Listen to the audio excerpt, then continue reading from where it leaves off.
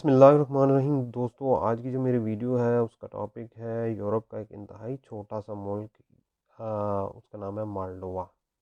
तो दूसरा सवाल है जी, माल्डोवा कहाँ भी है जी? Moldova lies between Ukraine and Romania.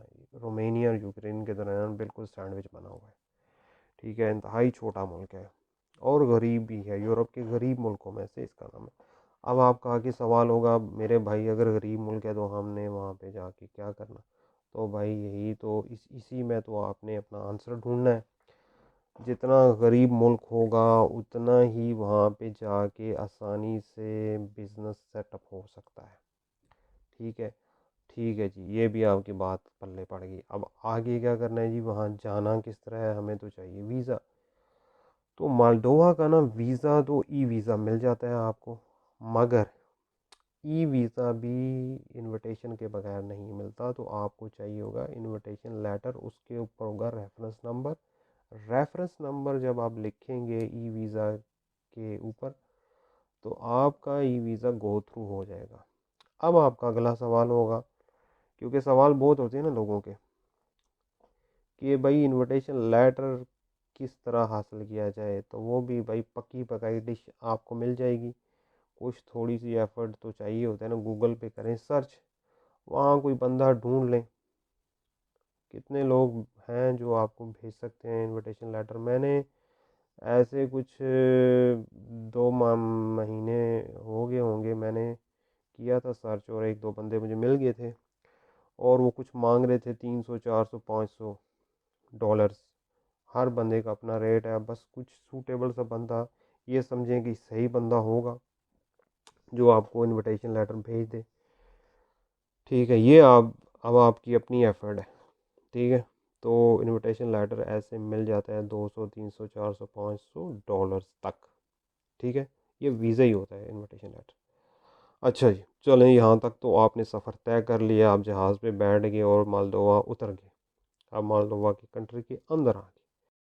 अच्छा, अब आपका अगला सवाल होगा कि माल्डोवा में तो हमने लैंड कर लिया मेरे भाई, अब आगे क्या करें? तो आगे का तरीका ये है कि सीधा आप जाएं किसी वकील के पास।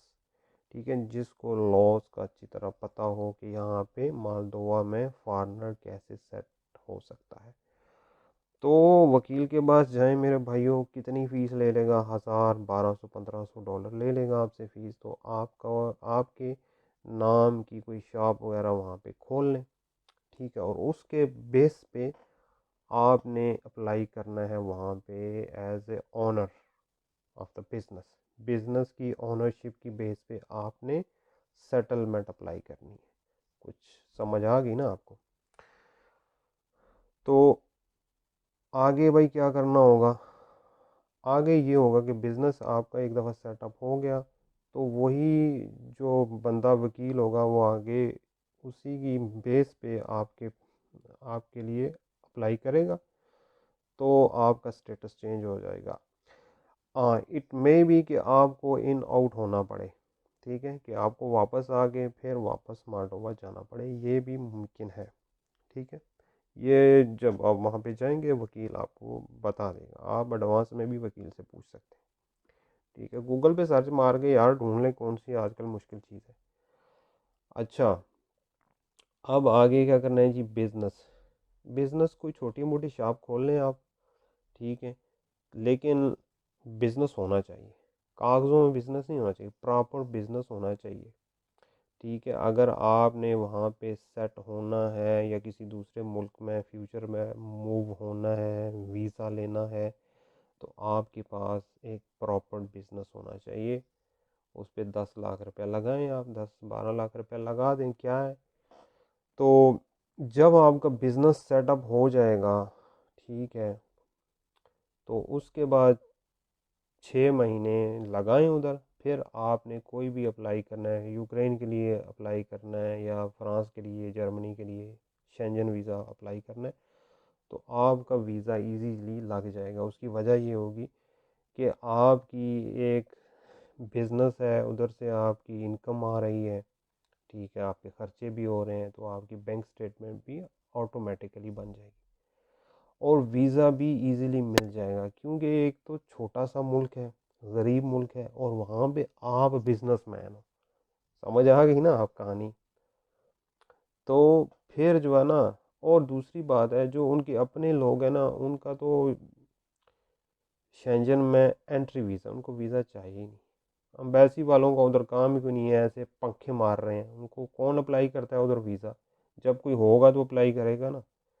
तो फॉरेनर इतने तो रहते ही नहीं है वहाँ पे, इंडियन हो गए, बांग्लादेश के, हाँ हमारे लोग इतने रहते ही नहीं है वहाँ पे, वीज़ा कौन अप्लाई करेगा? समझ आ गई ना? तो इसलिए अगर आपका छोटा मोटा कारोबार भी इधर होगा तो आपको वीज़ा इजीली मिल जाएगा शेंजन में। फिर आपको अगर शौक है किसी और मुल्क में जाने का तो ले लेना, लेकिन यहाँ पे एक मजबूत बेस आप रखें अपनी, इसको उस बेस को नहीं छोड़ना, मोर्चा कभी नहीं छोड़ना। मोर्चा जो छोड़ देता है ना, वो फिर उसका काम फारे हो जाता है। ठीक है, तो ये है जी कुछ थोड़ा सा प्रोसीजर। अच्छा, बिजनेस इन मुल्कों में मतलब इजीली सेटअप हो जाता है। उसकी वजह ये है कि दुकान भी इजीली मिल जाती है, रेंट भी उसका कम होता है, और चीज़ फूड वगैरह भी सस्ता होता है। ठीक है, अपने मकान लेना है, छोटा मोटा फ्लैट ले लें एक कमरे का, वो भी सस्ता मिल जाएगा। और जब आपका बिजनेस सही सेट होगा तो आपकी फैमिली भी ज्वाइन हो सकती है आपके साथ। ठीक है, तो ये छोटी सी वीडियो है छोटे से मुल्क के बारे में, मालदोवा।